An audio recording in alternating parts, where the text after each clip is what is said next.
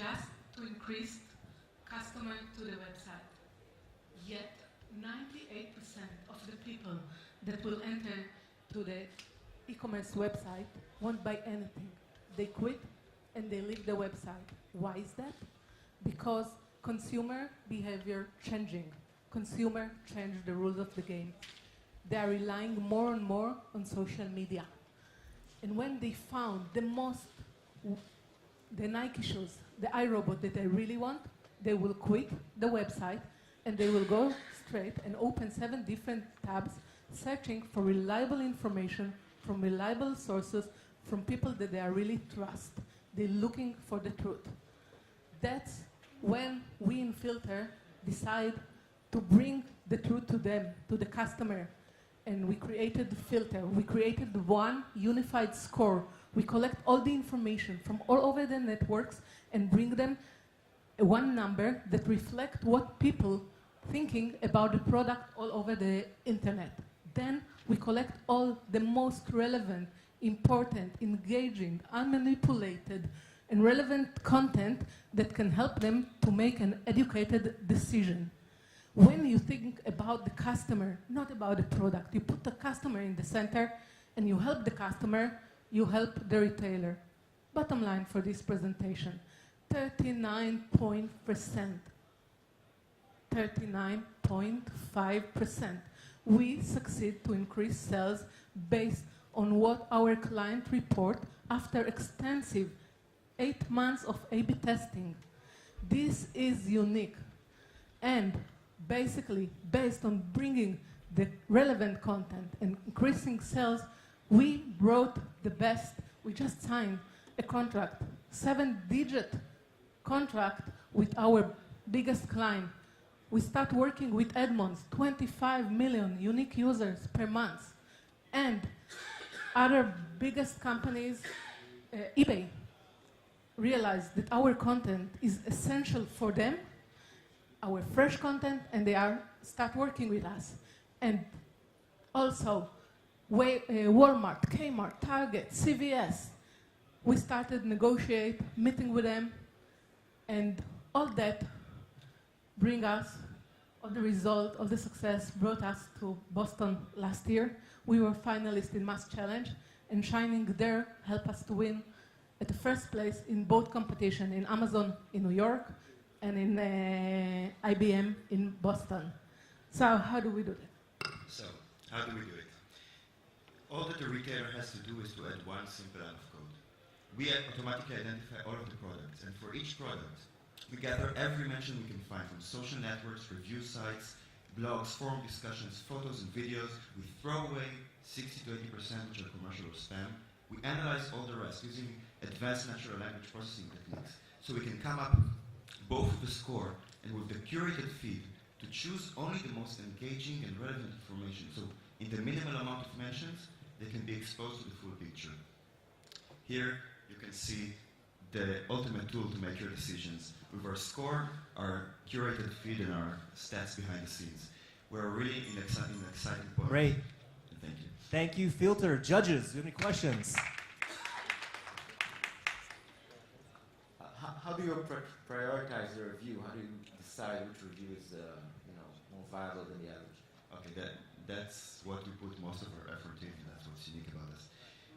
So we've developed a statistical model to feed to our machine learning algorithms. We take many things into account. We start with a corpus of what we find as relevant information. We analyze both vocabulary, and we have mentions can be very short.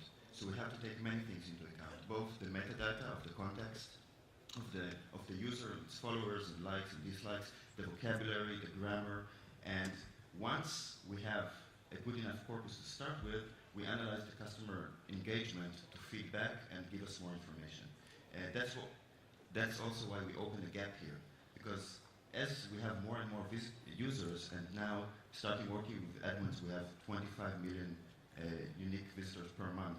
We collect data about what is relevant for people to make their decision, and this is where we want to open the gap.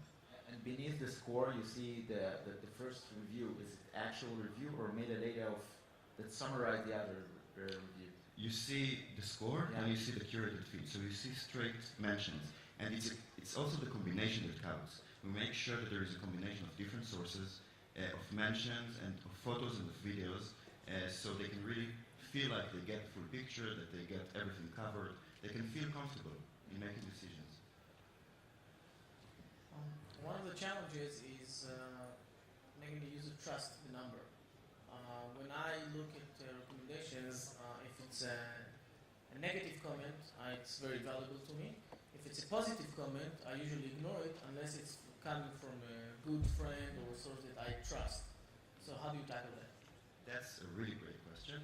And one of the things that's important to us, we don't filter out negative reviews. Actually, we've studied research that shows that if you have a combination of good and bad reviews, it's better for sales than just good. It's exactly for the reason you've just stated.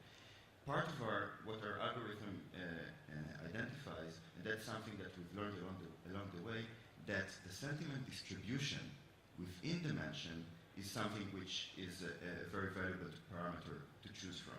Because if a mention has both negative and positive statements about different features of the product, automatically you consider it as more valuable, it's more informative, it helps you to make a decision. It's part of the...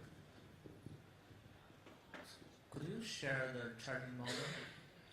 The charging model. The charging model. We charge as a SaaS. We have different tiers for based on mostly it's the visitors of the site and not the products, because for them it's oblivious. If you want specific details, we've made a creation based.